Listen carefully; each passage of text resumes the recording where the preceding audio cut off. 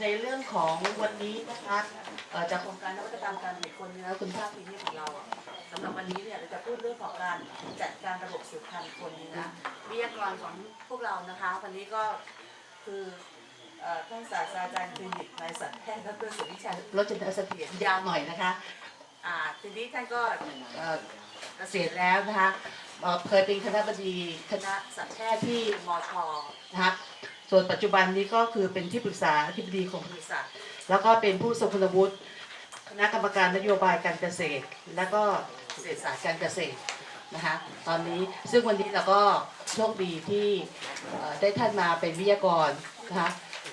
เห็นชื่อเห็น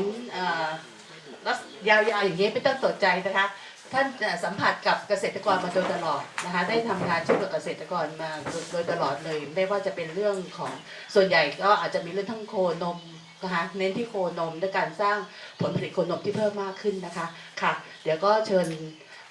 ฟังนะคะมีข้อสงสัยถามได้เลยนะคะค่ะเชิญค่ะ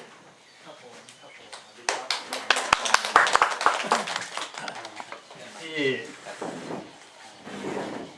อาจารย์อุ้มนะเรียกอาจารย์อุ้มแล้วกันง่ายๆดี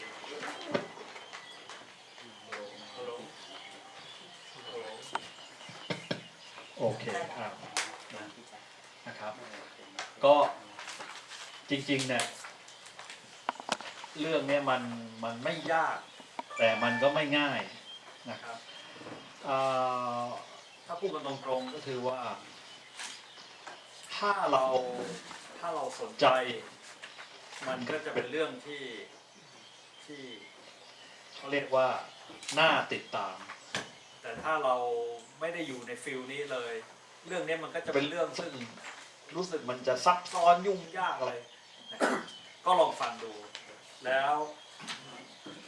ใครสงสัยอะไรนะครับถามได้ทันทีเลยไม่ต้องเกรงใจนะผมก็จะพยายาม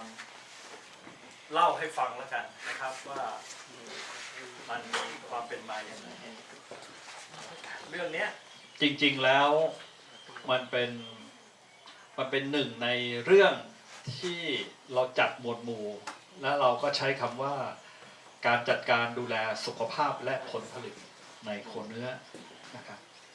คือระบบสืบพันธุ์มันอยู่ในเรื่องใหญ่คือการดูแลสุขภาพและผลผลิตโคเนื้อ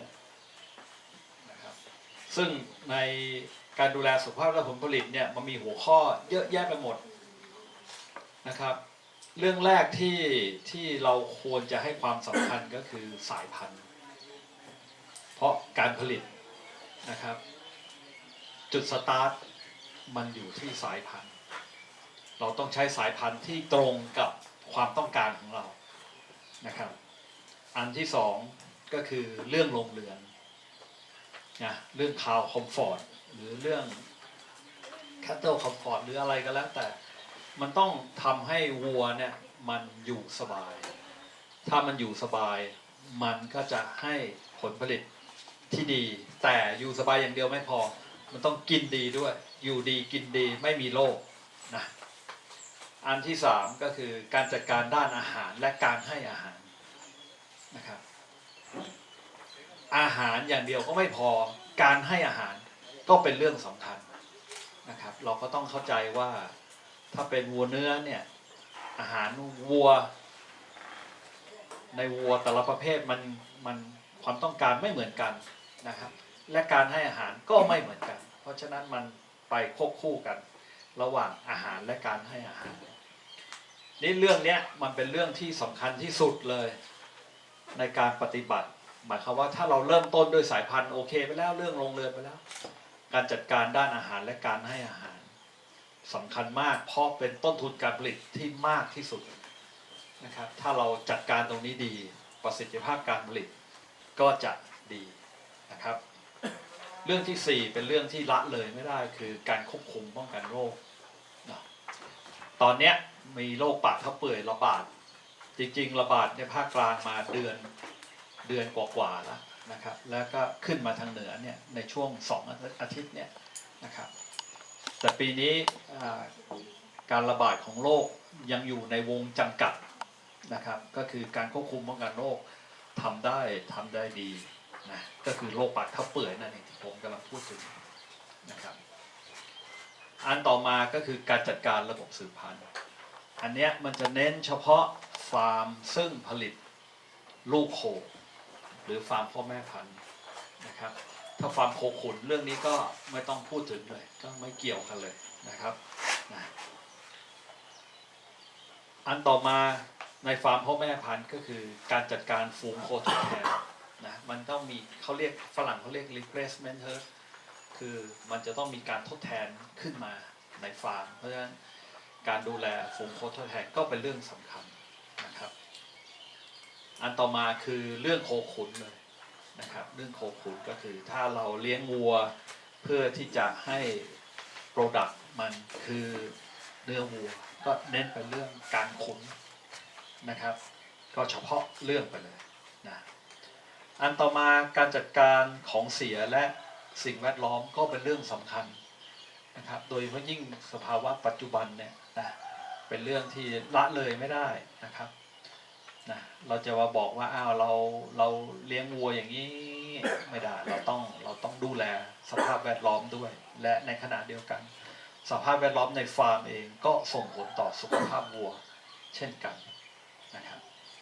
นี่ถ้าเราใช้โทษทีถ้าเราเลี้ยงวัวมากขึ้นหรือแม้กระทั่งจริงๆเลี้ยงวัวตัวเดียวขุนวัวตัวเดียวเรื่องระบบฐานข้อมูลการเก็บข้อมูลก็เป็นเรื่องสำคัญเพราะว่าถ้าเราอยากทำอะไรให้มันมีมาตรฐานหรือทำให้มันดีมากขึ้นเรื่อยๆเรื่อยๆเราก็ต้องมีการเก็บข้อมูลไว้อ้างอิงไว้เปรียบเทียบนะครับจะได้มีการพัฒนาที่ตรงจุดนะและเรื่องสุดท้ายคือเรื่องต้นทุนการผลิตอันนี้ก็สำคัญยิ่งเลยเกษตรกรต้องเข้าใจเรื่องต้นทุนการผลิตนะครับในอดีตเนี่ยเราอาจจะบอกว่าเราเลี้ยงไปเรื่อยเนาะเลี้ยงไปเพื่อความอะไรสนองต่อความ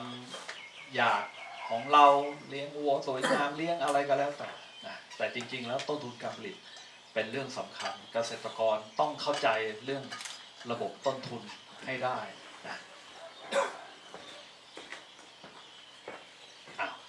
ถ้าเป็นเกษตรกรก็ต้องถามเราจะเลี้ยงวัวเนื้อไปทำไมเราต้องบอกตัวเองไม่ใช่บอกผมหรอกบอกตัวเองนะถามตัวเองให้เจอว่าแล้วเราจริงๆเราจะเลี้ยงไปเพื่ออะไรนะแน่นอนที่สุดสภาวะปัจจุบันนะเลี้ยงไปต้องมีกำไร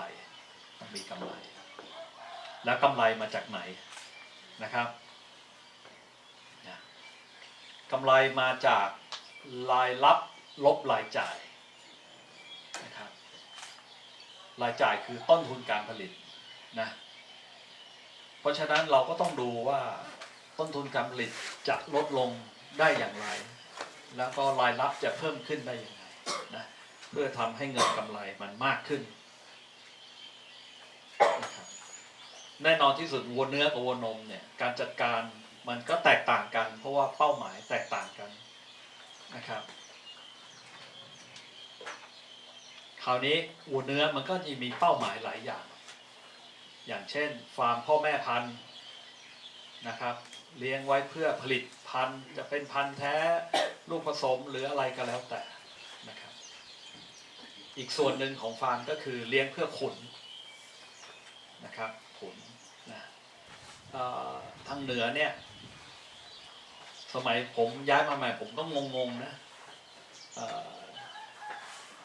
โคมันขุน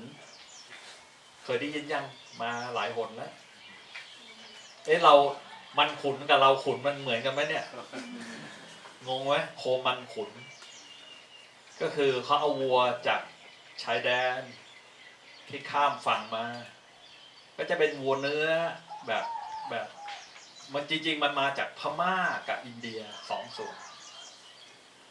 ในอินเดียเนี่ยคนไม่กินเนื้อวัวเยอะมากเพราะฉะนั้นก็จะมีคนที่รับต้อนวัวซื้อวัวมาแล้วก็เดินมาตามภูเขามาตามทางกินหญ้าตามทางมาเรื่อยๆใส่รองเท้าแตะด้วยนะเอารองเท้าแตะใส่เลยผูก เชือกอย่างดีเพราะมันเดินทรหดมากจนกระทั่งมาถึงชายแดนแล้วก็ข้ามฝั่งมาสมัยก่อนก็เอาปากเท้าเปื่อยมาเรื่อยแล้วก็มีการป้องกันอะไรต่างๆนี่พวกนั้นมาก็จะเป็นวัวแก่คือวัวแก่เป็นส่วนใหญ่วัวพวกเนี้ยมาถึงปุ๊บเกษตรกรก็จะซื้อจากตลาดมาแล้วมาถ่ายพยาธิเสร็จแล้วก็มาขุนเนื้อมันจะเหนียวมากแล้วมันจะเหมาะกับทำลูกชิ้นวัวพวกนี้เหมาะจะทำลูกชิ้นนะครับแต่ขุนมาเนี่ยส่วนใหญ่มันจะเป็นมันเลยเขาเลยเรียกโคมันขุนมันไม่ใช่ขุนแบบวัวขุนแบบเราที่ขุนแล้วได้เนื้อนุ่มๆได้เนื้อคุณภาพคนเราเรื่องกันอันนั้นก็เลยเรียกโคมันขุนอีกกลุ่มหนึ่งก็คือพวกที่เลี้ยงวัวสวยงามก็คือเหมือนวัวฮินดูหรืออะไรก็แล้วแต่เลี้ยงเพื่อสวยงามนะครับแล้วก็เลี้ยงเป็นอาชีพเสริมนะครับก็มีเกษตรกรถ้าเราไปตามหมู่บ้านเนี่ยบางหมู่บ้านเขาก็จะเลี้ยงวัวตัว2ตัวแล้วก็เกี่ยวหญ้ามาแล้วก็เอามาให้วัวกินนะครับพวกนี้ก็เลี้ยงเป็นอาชีพเสริมพวกที่เลี้ยงวัวเป็นฝูงก็มีนะครับก็หลากหลายรูปแบบนะครับแถวดอยเต่าเนาะแถวดอยเต่าเนี่ยมันจะเป็นทะเลสาบถ้าน้ำเยอะมันจะเป็นทะเลสาบแต่ถ้าส่วนใหญ่เลยน้ำไม่เยอะมันก็จะเป็นที่เรียบก็จะมีต้นไม้ขึ้นไม่ใช่หญ้าเนาะมันไม่ใช่หญ้ามันเป็นพืชดอกมันคล้ายๆดอกบานไม่รู้โรยดอกเล็กๆนะวัวก็เล็มทั้งวัวทั้งควายเขาก็เลี้ยงปล่อยอยู่ในนั้นนะครับอันนี้โยงไปหน่อยนึงก็คือพื้นที่ไหนก็แล้วแต่ที่มันมีน้ำท่วมขังนานๆที่แถวนั้นมักจะมีเชื้อคลอสเตรเดียมเพราะฉะนั้นแถวนั้นย่านนั้นโรคที่เขาเรียกแบล็กเลกหรือโรคไข้ขามันก็จะเกิดขึ้นเป็นประจำเพราะว่ามันมีเชื้ออยู่วันดีคืนดีวัวไปเจอเชื้อด้านติดมาในหญ้ามันก็กลายเป็นโรคขึ้นมานะครับแล้วก็อีกกลุ่มหนึ่งก็คือเลี้ยงเพื่อจุดประสงค์หลายๆอย่างก็แล้วแต่ใครจะมีจุดประสงค์อย่างไรอันนี้วกกลับมาการจัดการระบบสืบพันธุ์เมื่อกี้ผมเกริ่นพาไปทัวร์ก่อนเนาะเรามาเน้นเรื่องระบบสืบพันธุ์ในคนนะก่อนอื่นเราก็ต้องมาดูประชากรข้อมูลที่ได้จากกรมปศุสัตว์ตอนนี้นะครับข้อมูลล่าสุดปี61จะมีวัวพื้นเมืองยอดรวมตัวผู้ประมาณ1 ล้านตัวเมียนะครับแรกเกิดจนถึงโคสาวประมาณ1 ล้านวัวท้องแรกขึ้นไปประมาณ800,000รวมตัวผู้ตัวเมียนะครับที่เป็นโคพื้นเมืองก็ประมาณ3 ล้านมีเกษตรกรประมาณ500,000 กว่ารายนั้นเฉลี่ยแล้วก็ไม่ถึง10 ตัวนะแล้วก็จะมีโคที่เป็นโคพันธุ์กับโคลูกผสมก็จะมีตัวผู้ประมาณ500,000นะครับวัวสาวแรกเกิดจนถึงโคสาวก็ประมาณ800,000ท้องแรกขึ้นไปก็ประมาณ800,000รวมแล้วตัวผู้ตัวเมียประมาณ2 ล้านเพราะฉะนั้นวัวรวมกัน2ประเภทนี้ก็ประมาณ5 ล้านกว่าแล้วจะมีโคขุนโดยเฉพาะนะครับอีกประมาณ100,000 กว่าตัวนะครับแล้วก็รวมทั้งหมดก็ประมาณ5 ล้าน 4เกิดกองประมาณ800,000 รายนี่ประชากรเราต้องรู้ทำไมก็คือถ้าเราจะเลือกอาชีพเราต้องรู้ก่อนว่ามีคนร่วมอาชีพเราเนี่ยประมาณเท่าไหร่แล้วเรื่องตลาดมันเป็นยังไงมันน่าทำไหมนะครับอย่างตอนเนี้ยใครๆก็จะพุ่งความสนใจหรือถูกจุดประเด็นเรื่องวัววากิวนะนั้นถ้าแห่กันไปทำมากๆเมืองไทยเนี่ยเขาเรียกเห็นเขารวยช่วยเขาเจ๊งก็คือแห่กันทำโดยที่ไม่ดูตลาดพ พอมันล้นตลาดราคาก็ตกนะครับเพราะฉะนั้นต้องดูให้ดีว่าตลาดเป็นยังไงจุดอ่อนของผลิตผลทางการเกษตรก็คือเรื่องตลาดกระทรวงเกษตรก็ไม่ได้ใส่ใจเรื่องตลาดก็บอกว่าเป็นหน้าที่ของกระทรวงพาณิชย์นะครับเพราะฉะนั้นมันก็เลยเป็นจุดอ่อนของประเทศไทยอยู่ตลอดเวลาว่าผลิตผลทางการเกษตรปีไหนดีขึ้นมาราคาก็ร่วงปีไหนผลิตผลไม่ดีราคาก็สูงเกษตรกรก็วนเวียนอยู่อย่างเงี้ยนะครับแล้วก็รัฐก็ต้องมาให้เงินสนับสนุนนะเวลาเจออุทกภัยก็ต้องเอาเงินสนับสนุนเวลาของมากราคาตกก็ต้องเอาเงินมาสนับสนุนนะก็วนเวียนอยู่อย่างเงี้ยนะครับนี่คือประเทศไทยนะ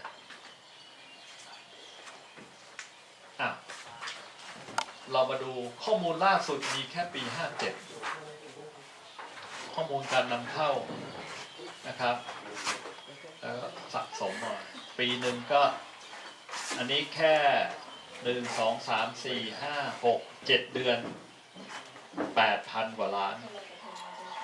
นะส่งออก 7,000 กว่าล้านก็ขาดดุล7 เดือนก็ขาดทุนไป1,000 กว่าล้านเป็นปีก็หลายพันล้าน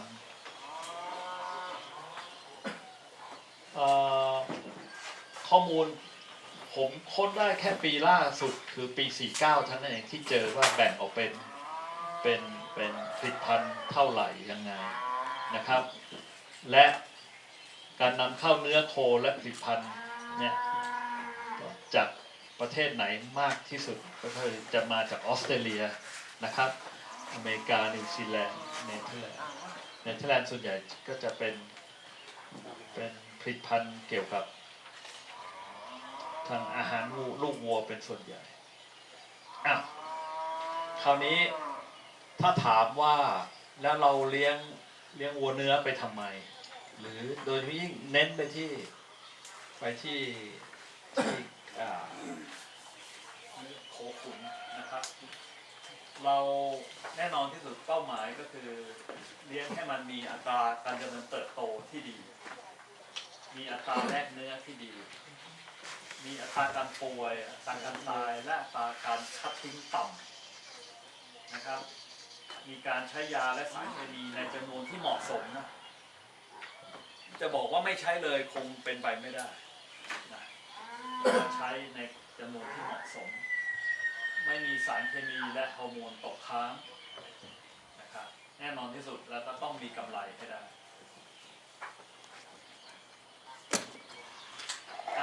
คราวนี้ถ้าเรามาดูตามทฤษฎีเป้าหมายทั่วๆไปก็คือน้ำหนักที่มันเพิ่มต่อวันก็คือการเอาน้ำหนักที่เพิ่มขึ้นทั้งหมดทุกตัวในฝูงนะครับหารด้วยจำนวนโคคูณจำนวนวันที่ผูกนะครับถ้าจะดีก็คือไม่น้อยกว่า1 กิโลแต่ผมก็ต้องถามเนาะเป้าหมายของบริษัทเท่าไหร่ครับก็ประมาณ1 กิโลเป้าหมายคือประมาณ1 กิโลอันนี้หมายถึงลูกผสมชาโลเล่นะผมวงเล็บว่าขึ้นกับสายพันธุ์นะครับตอนนี้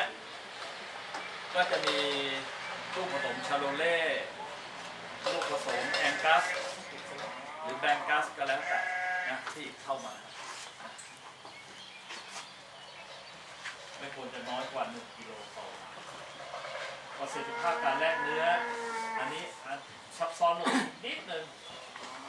น้ำหนักของอาหารที่ให้กินทั้งหมดที่มันคิดเป็นน้ำหนักแห้งหารด้วยน้ำหนักตัวที่เพิ่มขึ้นควรจะน้อยกว่าอันนี้ก็จะเป็นเรื่องอาหารมีอาจารย์มาสอนเรื่องอาหารก็ยังชักงงมียังน่าจะที่แล้วค่ะแต่ไม่มาคนที่เหลือไม่แน่ใจเหมือนกันนะใช่ไหมครับนะไม่เป็นไรความจำดีแต่สั้นนะไม่เป็นไรนะเอาอย่างนี้คนส่วนใหญ่คิดว่า อาหารไม่น่าจะแตกต่างแต่จริงๆแล้วอาหารในวัวเนื้อโดยพี่โมขุนเมื่อเช้าเพิ่งคุยกันผมก็ได้ข้อมูลมาว่าอย่าคิดว่าอาหารแม้กระทั่งถ้าผมดีเทคได้นะก็คือสัดส่วนของอาหารมีความสำคัญมากชนิดของวัตถุดิบอาหารหยาบก็มีความสำคัญมากชนิดของวัตถุดิบอาหารข้นสมมติระหว่างข้าวโพดกับมันสำปะหลังก็มีความแตกต่างกันเพราะฉะนั้นพวกนี้มันเป็นรายละเอียดซึ่งเกษตรกรถ้าทำไปเรื่อยๆจะต้องมีรายละเอียดพวกนี้อยู่ในหัวแล้วก็อาศัยการจดบันทึกเป็นตัวช่วยแล้วก็ดูว่าการให้อาหารโดยตัวอาหารชนิดไหนแบบไหนและการให้อาหารอย่างไรมันถึงทำให้วัวแสดงศักยภาพได้ตามที่เราต้องการวัวเนื้อมีจุดอ่อนมากกว่าวัวนมในเรื่องนี้วัวนมเนี่ยอาหารให้วันนี้ปุ๊บส่งผลเห็นเลยทันทีเลยวันนั้นก็เห็นเลยถ้ามันแย่นะแต่วัวเนื้อถ้าวันนั้นแย่ก็จะมองไม่ออกแล้วถ้ามันแย่ปนดีแย่ปนดีดีปนแย่ก็จะแยกไม่ออกต้องอาศัยความละเอียดและการจดบันทึกเท่านั้นถึงจะรู้ว่าอ๋อมันเป็นอย่างนี้และอาศัยจำนวนวัวเยอะอาศัยประสบการณ์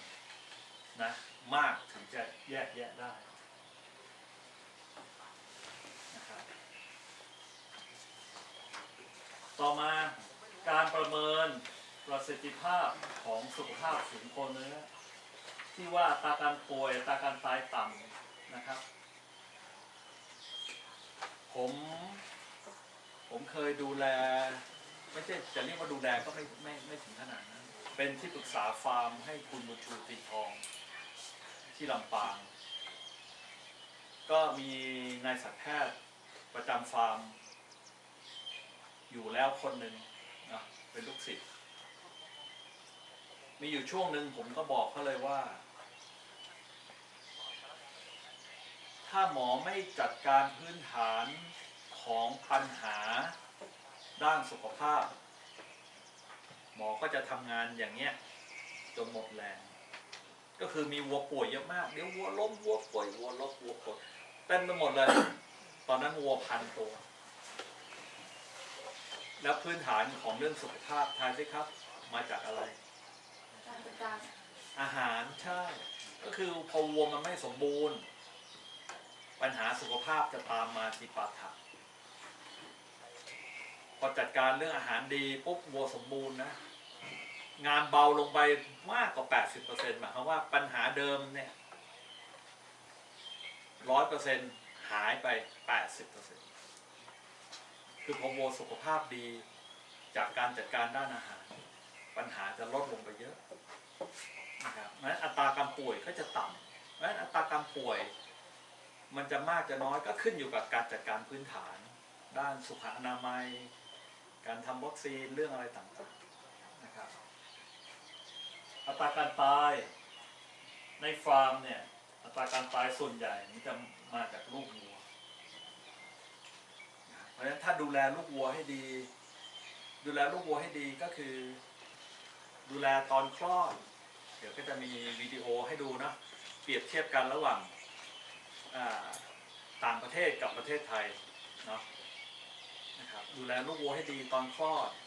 ให้มันกินนมเหลืองจากแม่ให้ได้นะครับแล้วก็ดูแลสภาพแวดล้อมให้ดีมันก็จะแข็งแรงด้วยตัวมันเองอัตราการตายของฝูงเนี่ยควรจะน้อยกว่า0.75%นะครับแต่ถ้าต่ำถึงขนาด 0.25% นั้นจะดีมากและอัตราการคัดทิ้งด้วยจากปัญหาอะไรก็แล้วแต่ควรจะน้อยกว่า 3%อันนี้คือตัวชี้วัดประสิทธิภาพของสุขภาพของฝูง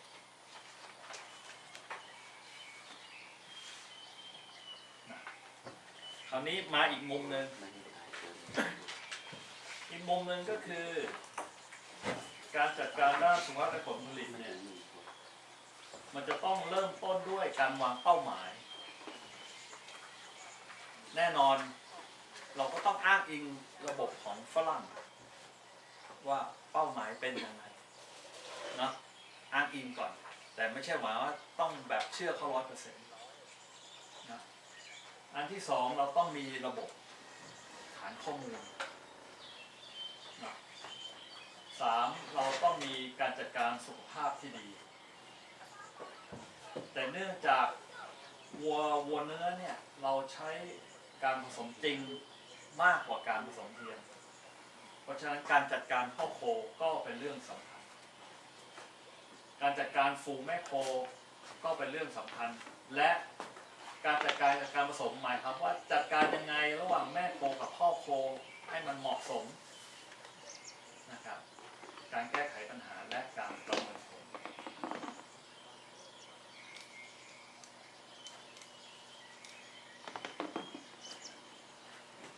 ถ้า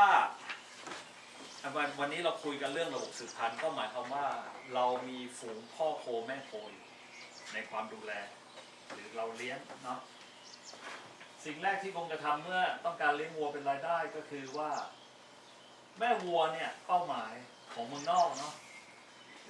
80-85% ของฝูงควรให้ลูกวัวที่แข็งแรงทุก12 เดือนโดยอีก 15-20% ฝูงอาจใช้เวลานานกว่านั้นอันนี้คือเป้าหมายเมืองนอกผมถามง่ายๆนะวัวเนื้อกับวัวนมวงจรการสืบพันธุ์เหมือนกันไหมไม่เหมือนกันตรงไหนวัวนมพอคลอดลูกแล้วเขาก็แยกลูกออกเลยแต่วัวเนื้อพอคลอดลูกแล้วยังต้องเลี้ยงนมลูกอยู่เพราะฉะนั้นไอ้ที่แตกต่างก็คือการเลี้ยงนมลูกกับการรีดนม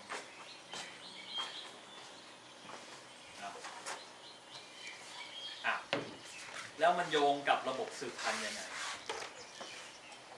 สมองเป็นตัวกำหนดการเลี้ยงนมลูกนะการเลี้ยงนมลูกวันหนึ่งเนี่ยมันเลี้ยงนมลูกมากกว่า14 ครั้งธรรมชาติหมายความว่าเดี๋ยวลูกมันขึ้นมาดูไปพักเดี๋ยวลูกมันมาดูวันหนึ่งเนี่ยประมาณไม่ต่ำกว่า14 ครั้งแต่รีดนมเนี่ยไม่เกิน3 ครั้งแต่รีดนมเนี่ยไม่เกิน3 ครั้งแล้วการรีดนมกับการเลี้ยงนมลูกเนี่ยมันทำให้ระบบฮอร์โมนในสมองมันหลั่งฮอร์โมนโปรแลคตินออกมามันมีทั้งโดปามีนโปรแลคตินมีหลายๆตัวแต่ตัวเด่นๆคือโปรแลคตินกับโดปามีนไอตัวโปรแลคตินเนี่ยมันเป็นตัวไปกดฮอร์โมนในสมองอีกอันนี้มันจะเริ่มซับซ้อนแต่พูดง่ายๆก็คือว่าการที่แม่วัวมันปล่อยนมแต่ละครั้งมันจะมีฮอร์โมนซึ่งไปยับยั้งฮอร์โมนระบบสืบพันธุ์เพราะฉะนั้นแม่วัวที่เลี้ยงนมลูกก็จะไม่มีวงรอบการเป็นสัตว์แม่วัวที่เลี้ยงนมลูกจะไม่มีวงรอบการเป็นสัตว์เพราะมันถูกกดหลายทีแต่แม่วัวที่ถูกรีดนมวันละ2 หนไม่เกิน3 หนฮอร์โมนดำจะน้อยไม่พอที่จะยับยั้งเพราะฉะนั้นวัวนมมันจะกลับมามีวงรอบการเป็นสัตว์ภายใน2 เดือนหลังคลอดแต่วัวเนื้อตราบใดก็แล้วแต่ที่ยังเลี้ยงนมลูกอยู่3 เดือน4 เดือน5 เดือน6 เดือนจะไม่มีวงรอบการเป็นสัตว์เพราะฉะนั้นฟาร์มของต่างประเทศถ้าเขาอยากใช้แม่วัวผลิตลูกวัวมากขึ้นเขาก็หย่านมลูกวัวเร็วขึ้นนั่นเอง ก็คือเลี้ยงไปสักเดือน2 เดือนก็หย่านมแล้วก็เลี้ยงให้แม่วัวสมบูรณ์พอแม่วัวสมบูรณ์มันก็กลับมามีวงรอบการเป็นสัตว์ใหม่เพราะฉะนั้นเป้าหมายเนี่ยทำได้ไหมทำได้ แต่ต้องปรับปรุงการจัดการนะครับโอเคนะถ้าสงสัยถามถามได้เลยนะครับไม่ต้องเกรงใจ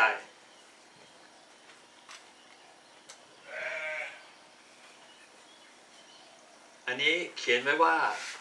ควรใช้การจัดการและการป้องกันเป็นหลักเพื่อให้ได้การลงทุนที่น้อยที่สุดการจัดการระบบข้อมูลควรประกอบไปด้วยการจัดเก็บข้อมูลจัดเก็บอย่างเดียวไม่พอต้องมีการบันทึกข้อมูลในอดีตเนี่ยสมัยผมจบใหม่ๆนะมันก็จะมีหัวข้อเนี่ยที่เขาเรียกว่า Herd Health and Production Management แต่มันไม่เวิร์กสมัยก่อนเพราะมันใช้มือจดบันทึกไม่เวิร์กคือคนที่เวิร์กคือคนที่ขยันมากถึงจะเวิร์กแต่พอมามีคอมพิวเตอร์ปุ๊บคอมพิวเตอร์เป็นตัวช่วยจดบันทึกช่วยประเมินผลเบื้องต้นเพราะนั้นเรื่อง Herd Health and Production Management มันถึงพัฒนามากขึ้นเรื่อยๆแล้วมีโปรแกรมออกมาช่วยในการบันทึกข้อมูลทั้งวัวเนื้อทั้งวัวนมออกเยอะนะครับนี่เขียนไว้ตรงนี้ว่าการจัดการเกี่ยวกับระบบข้อมูลควรจะง่ายและเชื่อถือได้อันนี้อาจจะเน้นที่วัวนมมากกว่าวัวเนื้อคือถ้าระบบมันเชื่อถือไม่ได้คือเกษตรกรมั่วมามันก็จะทำให้การประเมินเนี่ยผิดได้นะครับเพราะฉะนั้นระบบข้อมูลมันต้องง่ายและเชื่อถือได้โคทุกตัวต้องมีหมายเลขประจำตัวนะจะเป็นหมายเลขหรือเป็นเบอร์หรือเป็นอะไรก็แล้วแต่นะครับเพราะเป็นพื้นฐานของระบบข้อมูลการวิเคราะห์ข้อมูลคือการเอาข้อมูลต่างๆที่บันทึกเอาไว้มาคำนวณและเปรียบเทียบกับเป้าหมายที่วางเอาไว้เช่น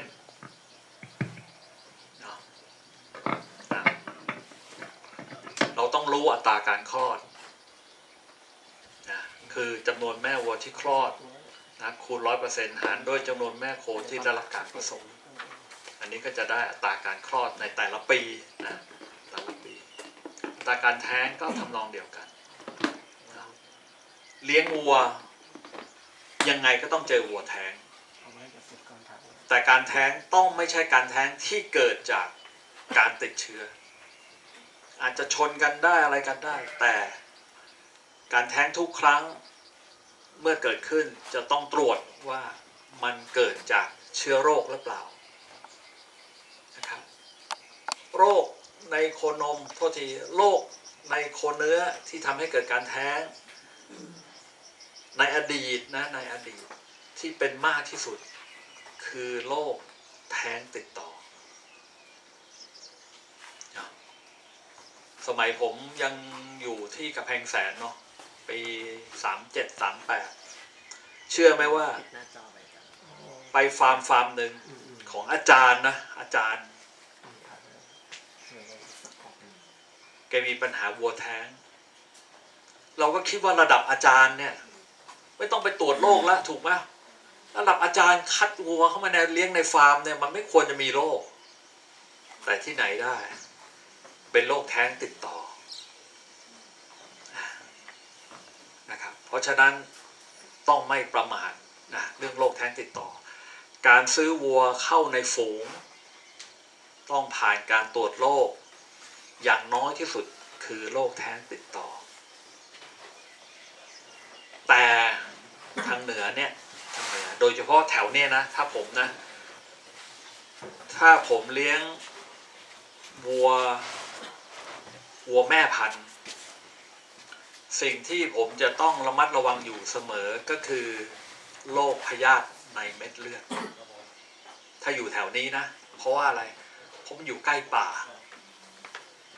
มันก็จะมีโรคพยาธิในเม็ดเลือดซึ่งอยู่ในเหลือบอยู่ในแมลงดูดเลือดทั้งหลายแหละที่มันจะ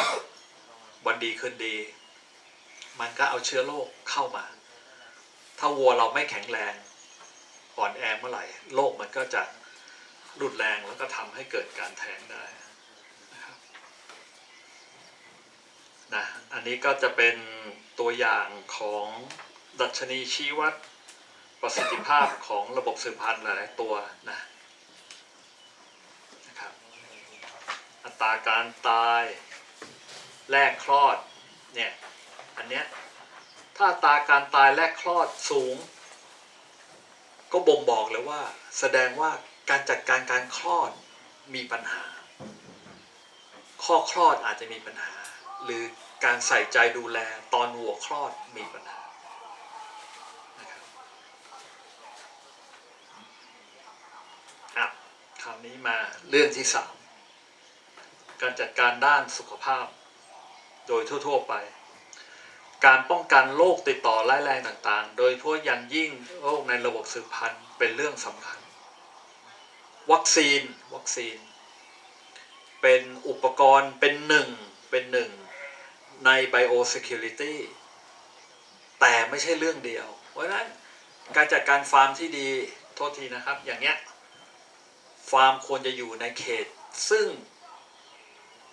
โทษทีไม่ติดต่อกับฟาร์มอื่นไม่ใช่ว่ามีฟาร์มเอาวัวขุนมาอยู่ใกล้ๆอย่างเงี้ยไม่ได้โทษทีคำว่าวัวขุนคือวัวจากตลาดนัดอะไรก็แล้วแต่มาอยู่ใกล้ๆเราอย่างเงี้ยไม่ได้ฟาร์มเราจะต้องมีรั้วรอบขอบชิดห่างจากฟาร์มอื่นพอสมควรนะวัวต้องได้รับการถ่ายพยาธินะครับด้วยการถ่ายพยาธิ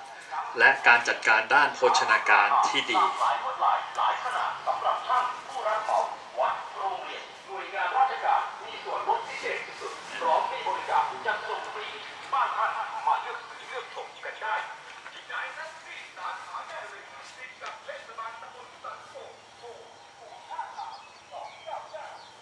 มีวัว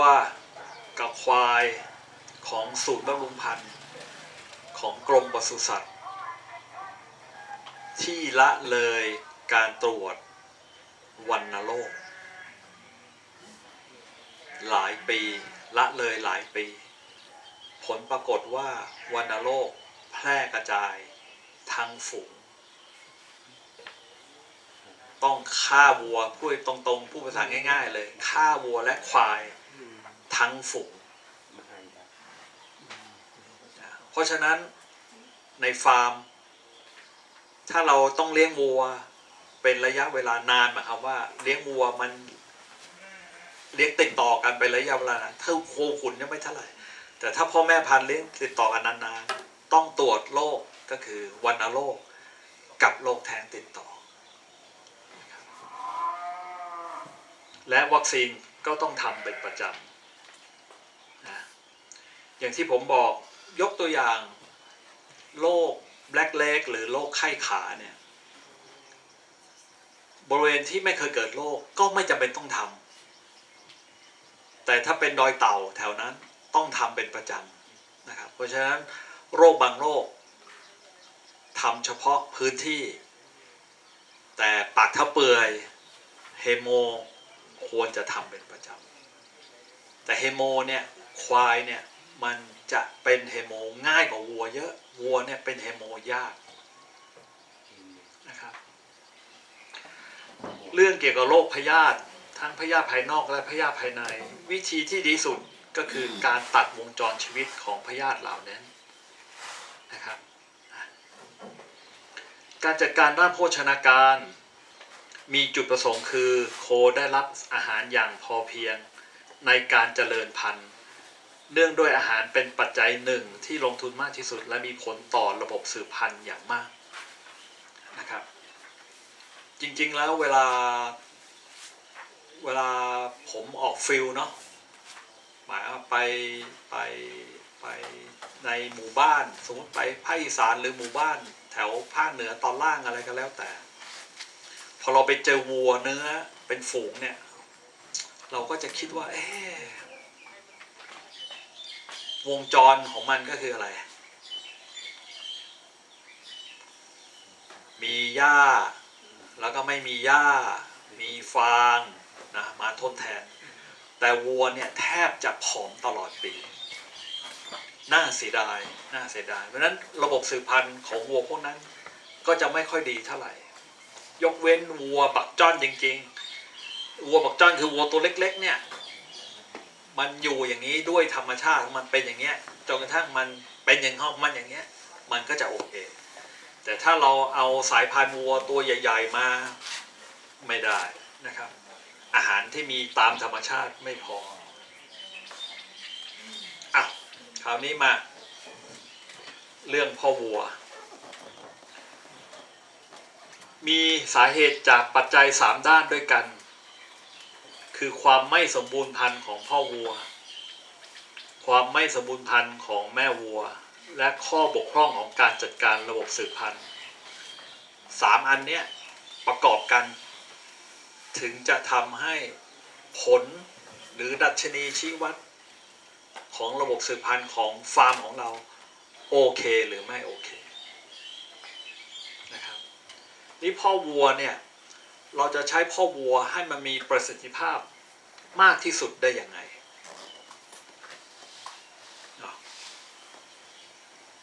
วันนั้นผมพาลูกศิษย์ไปที่สถานีบำรุงพันธุ์แห่งหนึ่งเขาก็คัดวัวพ่อพันธุ์ออกมาขายสวยมากเลยวัวใหญ่ลูกศิษย์ผมก็ถามอาจารย์ครับคือเขาคัดทิ้งนะลูกศิษย์ผมก็ถามอาจารย์ครับทำไมเขาถึงคัดพ่อวัวตัวนี้ทิ้งอ่ะมันก็สวยดีตัวใหญ่ด้วยทายซิทำไม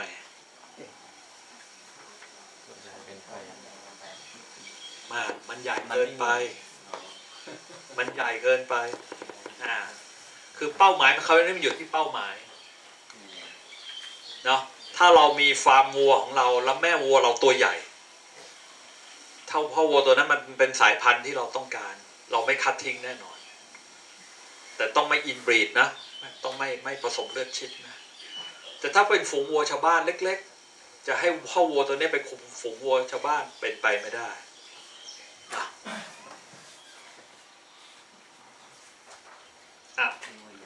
ปัญหาอันหนึ่งสำหรับพ่อวัวคือความไม่สมบูรณ์พันธุ์ความไม่สมบูรณ์พันธุ์ตามศัพท์คือพ่อวัวที่มีปัญหาในการเจริญพันธุ์หรือขยายพันธุ์เจริญพันธุ์หมายความว่ามันสามารถให้น้ำเชื้อดีคุณภาพดีผสมติดดีหรือการขยายพันธุ์ก็คือความสามารถในการขึ้นทับนั่นเอง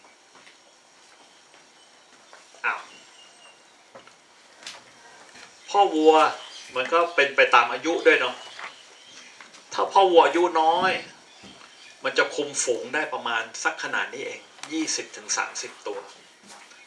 แต่พ่อวัวอายุมากขึ้นก็จะคุมฝูงได้มากขึ้นนะอันนี้สำหรับการคุมฝูงฟาร์มคุณบรรชูตีทอง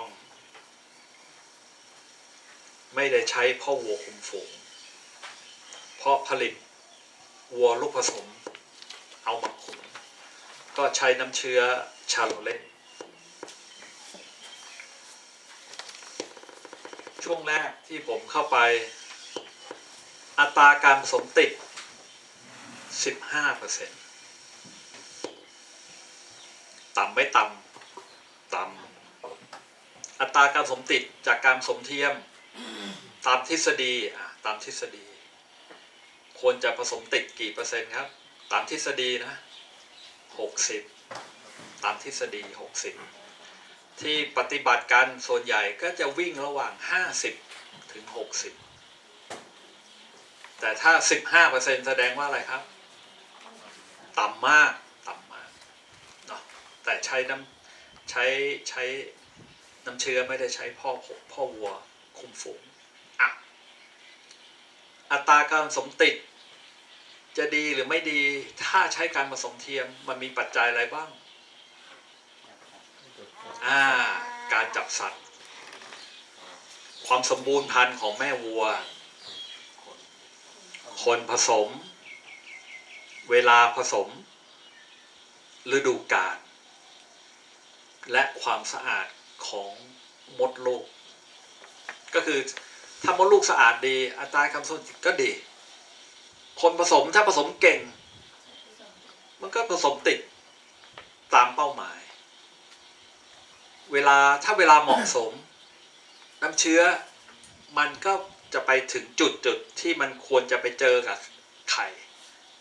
ได้เหมาะสมนะครับเพราะฉะนั้นหลายอย่างเป็นปัจจัยเพราะฉะนั้นอันเนี้ย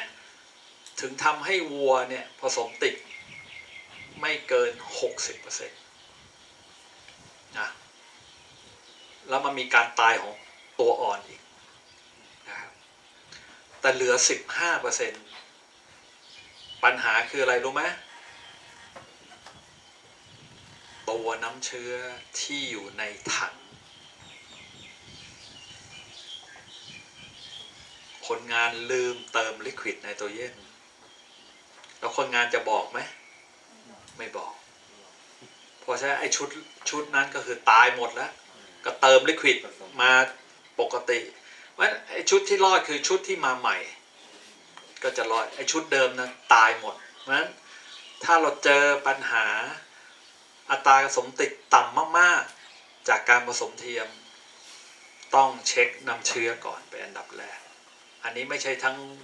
แค่วัวเนื้อนะวัวนมก็เหมือนกัน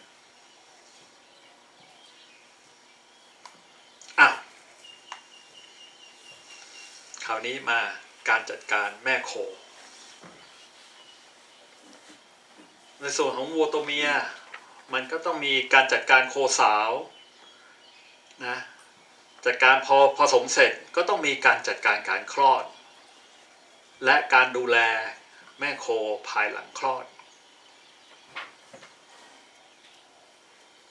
โคสาวคืออะไรจริงๆแล้ว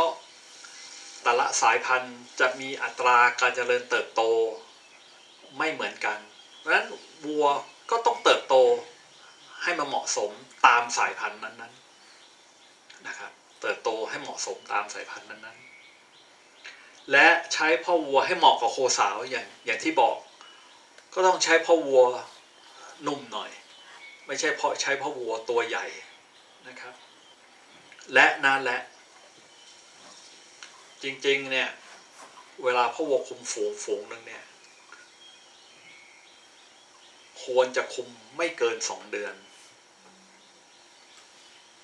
แล้วก็เอาพ่อวัวออกแล้วอีกไม่เกิน2 เดือนก็ควรจะตรวจท้องวัวชุดนั้นก็จะรู้แล้วว่าวัวตัวไหนท้องตัวไหนไม่ท้องถูกไหมนะครับแล้วก็คัดตัวที่ไม่ท้องออกมาแล้วก็จัดการผสมใหม่นะพ่อวัวมันได้พักพ่อวัวเนี่ยมันทำงานตามหน้าที่จริงๆเลยคุมฝูงมันก็จะคุมมันจะไม่ค่อยกินอาหารยิ่งวัวเป็นสัตว์บ่อยๆเนี่ยนะมันก็จะผอมเพราะฉะนั้นต้องเอามาฟิตหน่อยนะครับเรื่องที่3ก็คือตอนคลอดให้แม่โคสาวมีขนาดเหมาะสมไม่เล็กจนเกินไปและไม่อ้วนจนเกินไปแต่ปัญหาบ้านเราไม่อ้วนเนี่ยโทษทีอ้วนหายากนะครับส่วนใหญ่จะผอมและมีการเฝ้าคลอดและลงเรือนคลอดที่ดี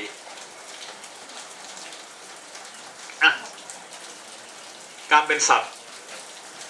ในโคเนื้ออันนี้มารีวิวอันนี้สมมุติเราอยู่ในช่องท้องวัวเรามองออกไปทางด้านท้ายนะครับตัวปากมดลูกตัวมดลูกตัวปีกมดลูกตัวรังไข่นะมันจะวางอยู่แนวนี้อันนี้เปรียบเทียบกันหลายสัตว์หลายชนิดถ้าเรามองด้านข้างนะครับเรามักจะล้วงผ่านนะเล็กตั้มผ่านช่องทวารหนักเข้าไปเราก็จะเจอปากช่องคลอดปากมดลูกตัวมดลูกปีกมดลูกนะไปท่อนำไข่แล้วก็รังไข่อันนี้เป็นกระเพาะปัสสาวะ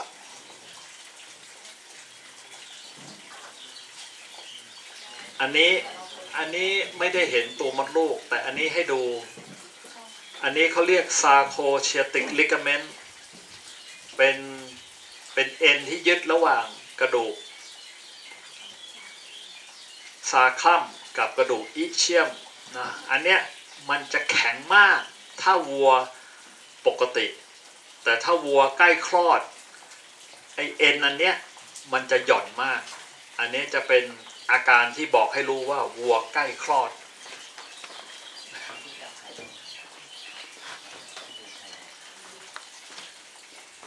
นะอันนี้เป็นพ่อวัวที่เขาใส่เขาเรียกชินบอลนะใต้คางเนี่ยมันจะเป็นสีและมีเป็นลูกปืนพอวัวมันเอาคางไปเกยแม่วัวตอนปีนสีมันก็จะหกออกมาแล้วก็ไปเลอะบนตัวแม่วัวก็จะรู้ว่าแม่วัวตัวนั้นยอมรับการปีนอ่ะอันนี้คือปากช่องคลอดวัวปกติกับปากช่องคลอดของวัวที่มีปัญหาอะไรรู้ไหมโอวาเลียมซิสนะปัญหาถุงน้ำในรังไข่นะครับถุงน้ำในรังไข่มันจะปล่อยฮอร์โมนเอสโตรเจนกับโปรเจสเตอโรนออกมามากๆเป็นฮอร์โมนเพศแล้วมันจะทำให้อวัยวะเพศเนี่ยบวมขยายใหญ่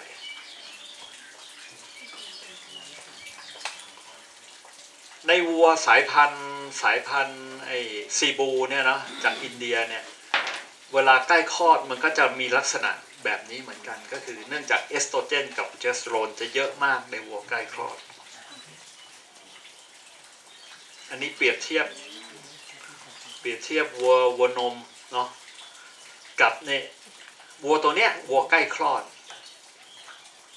นะครับปากช่องคลอดก็จะ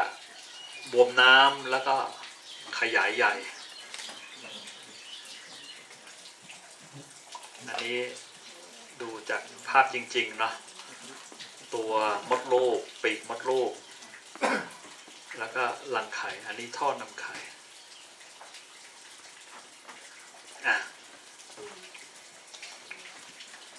วัวเวลามันใกล้จะเป็นสัตว์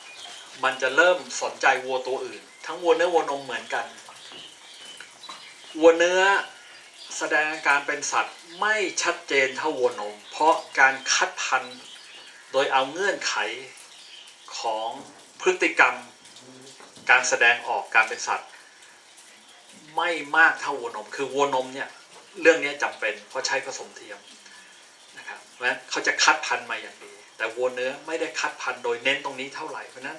การแสดงออกของวัวเนื้อไม่เด่นชัดเท่าวัวนมแต่ไม่ได้หมายความว่าไม่แสดงออกเนาะยกตัวอย่างฟาร์มคุณบุญชูตีทองต้องยกตัวอย่างฟาร์มเนี้ยเพราะว่าได้ข้อมูลมาหลายอย่างเลยช่วยในการทำงานอัตราการสมติดจากการผสมเทียมจากที่บอกเมื่อกี้ไปมีปัญหา 15% พอแก้ไขคุณภาพน้ำเชื้อก็จะขึ้นมา30 35 40 45 50 55อันนั้นคือจากตัวที่ได้รับการผสมแต่จะมีวัวอีกกลุ่มหนึ่งไม่ได้รับการผสมก็เพราะอะไรก็เพราะไม่เห็นการเป็นสัตว์วัวจะแสดงอาการเป็นสัตว์ชัดๆเมื่อไหร่เอาระยะเวลาช่วงเวลาไหนของวันเกือบรุ่งเช้าก็คือตี 4 ตี 5 6 โมงมันเป็นช่วงที่อากาศเย็นและวัวจะแสดงพฤติกรรมชัดเจนนะครับเพราะฉะนั้นทางฟาร์มก็มีเจ้าหน้าที่จับสัตว์เพิ่มขึ้น1 คนเลยมีหน้าที่อย่างเดียวเลยคือจับสัตว์เพราะแม่วัวเขา เขาเป็น100 ตัวนะครับเพราะฉะนั้นก็จะได้จำนวนแม่วัวที่เข้ารับการผสมเทียมมากขึ้นนะ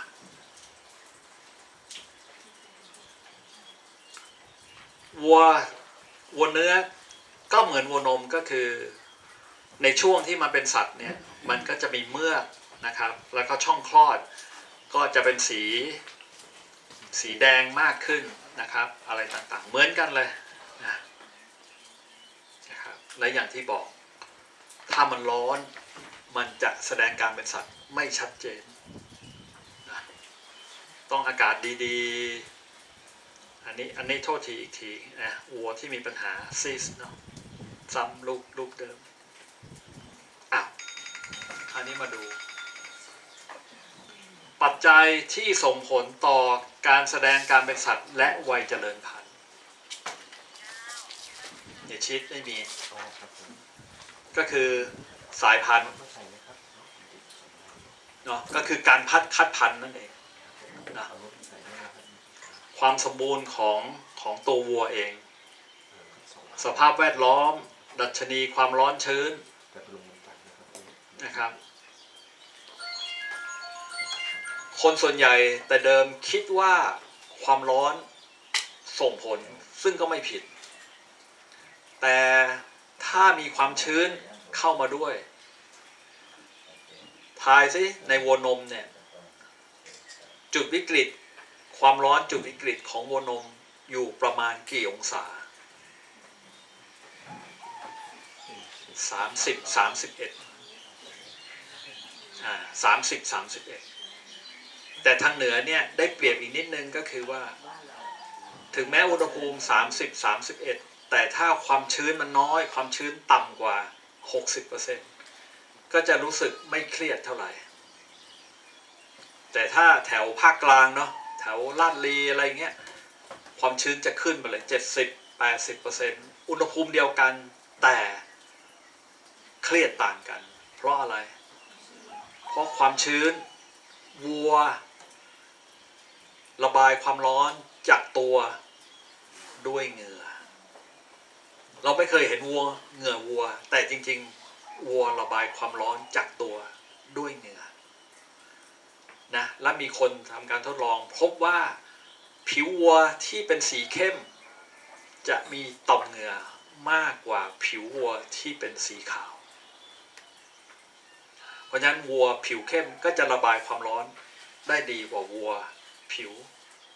วสีอ่อนๆนะครับตัวสุดท้ายคือการมีปฏิสัมพันธ์ในฝูงจริงๆทั้งหมูทั้งวัวสัตว์ทุกอย่างจริงๆเหมือนกันก็คือถ้าเลี้ยงรวมฝูงกันการมีปฏิสัมพันธ์กันมันจะกระตุ้นการเป็นสัตว์นะวัวเนื้อกับวัวนมเหมือนกันก็คือช่วงแรกของการเป็นสัตว์มันจะมาดมกันและวัวตัวกำลังจะเป็นสัตว์มันจะขึ้นปีนเขา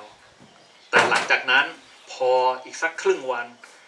มันจะเป็นตัวที่ถูกปีนนะครับมันก็จะยืนนิ่งให้ตัวอื่นนี่เราจะแยกได้ไงอะว่า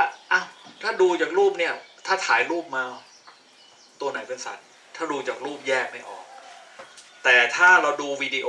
เราจะแยกออกก็คือวัวเป็นสัตว์มันจะไล่ปีนเขาแต่วัวตัวนี้มันจะยืนไหม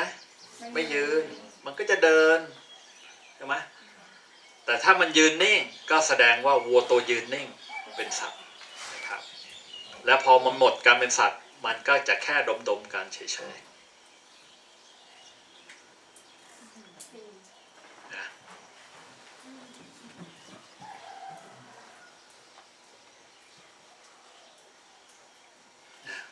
จากรูปเราดูไม่ออก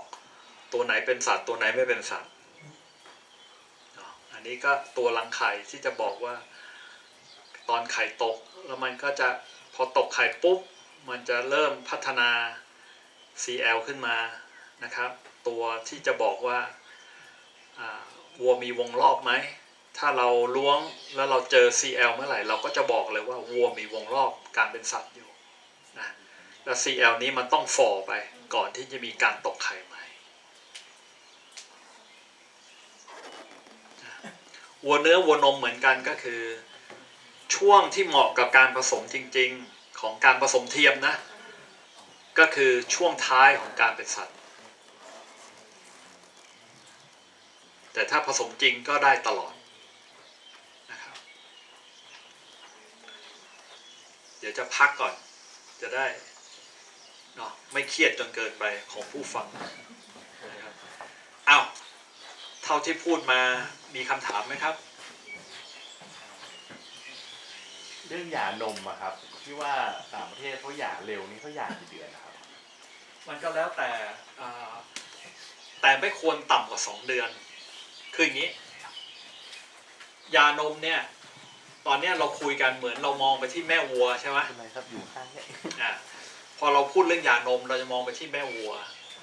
แต่จริงๆการหย่านมต้องมองทั้งแม่วัวและลูกวัวประเด็นสำคัญคือลูกวัวเนี่ยมันแข็งแรงพอที่จะหมายความว่าเปลี่ยนการจัดการมากิน replacement หรือเปล่ามันต้องกินนมซึ่งเปลี่ยนจากนมแม่มาเป็นนมชงซึ่งมันไม่ใช่นม 100% ในต่างมันก็ต้องดูลูกวัวด้วยนะครับเพราะฉะนั้นอายุไม่ควรจะต่ำกว่า2 เดือนนะครับต้องดูแลทั้งสองฝั่งนี่มันอย่างนี้ผมเคยไปอเมริกาเนาะไปฟาร์มที่เขาผลิตวัวขายเอางี้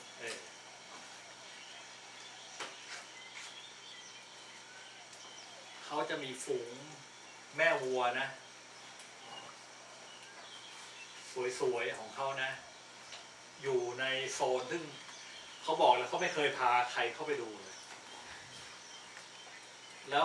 ฝูงเนี้ย มีหน้าที่ผลิต embryo คือทำที่เราเรียกว่า super ovulation ผสมเทียมแล้วก็ collect เอา embryo ออกมาแล้วเอา embryo นะไปฝากแม่ตัวอื่นตามภาษาเขาเรียก elite herd ฝูงเนี้ยนะครับนั่นแบบอีกแบบหนึ่งที่เขาทำก็คือเขาทำอย่างเงี้ยคือว่าให้แม่วัวมันกลับมามีวงรอบใหม่เร็วขึ้นนะครับก็คือยานมเร็วขึ้นคือเลี้ยงไว้สักเนี่ย2 เดือน 3 เดือนปุ๊บยานมเลยแม่วัวจะไม่โทรมนะครับคือแม่วัวเนี่ยเมืองนอกกับเมืองไทยเนี่ยมันต่างกันมากก็คือการจัดการอาหารของฝรั่งเราเรียกฝรั่งแล้วกันมันอาจจะมีความเข้าใจบวกกับการจัดการเรื่องอาหารที่เหมือนมันผ่านร้อนผ่านหนาวมามากกว่าเรานะการจัดการด้านอาหารมันจะดีแม่วัวมันก็จะสุขภาพดีเพราะฉะนั้นไอตัวดัชนีชีวัดที่ผมบอกที่เราอ้างอิงของเมืองนอกมันเหมือนทำไม่ได้แต่จริงๆทำได้คือที่เราทำไม่ได้เพราะว่าเราเลี้ยงแม่วัวเราไม่สมบูรณ์นั่นเองถ้าเราเลี้ยงแม่วัวเราสมบูรณ์ทุกอย่างทำได้หมดฟาร์มวัวเนื้อนะวัวฟาร์มแรกที่ผมเข้าไปช่วยเขานะคำว่าช่วยคือภาษามันอาจจะไม่ช่วยหรอกคือเขาบอกอาจารย์มานั่นให้ผมหน่อยคือฟาร์มสอนเรื่องวิทลิกแกมีแม่วัวที่ดูบราซิลอยู่ฝูงหนึ่ง30 ตัวก็เนี่ยก็คือถ้าการจัดการไม่ดีแต่ฟาร์มนั้นมันกลายเป็นว่าเขาให้อาหารข้นมากไปให้อาหารหยาบน้อยไปวัวก็เลยมีปัญหาของโรคเมตาบอลิกแทนที่จะเป็นโรคขาดสารอาหารก็ส่งผลเหมือนกันแต่พอการจัดการดีสุขภาพกระเพาะ ตัวพ่อหมักดีอะไรดีวัวมันก็กลับมามีวงรอบดีทุกอย่างดีหมด เพราะฉะนั้นพื้นฐานของระบบสืบพันธุ์สิ่งสำคัญคือการจัดการด้านอาหารส่วนการป้องกันโรคเรื่องโรงเรือนเป็นเรื่องปกติอยู่แล้วที่ต้องทำแต่พอการจัดการอาหารดีวัวมันก็โชว์ไอคุณลักษณะที่ควรจะเป็นของมันก็คือมีวงรอบดีการเป็นสัตว์เหมาะสมอะไรต่างๆโอเคนะครับครับงั้นพักก่อนนะครับพักสัก15 นาที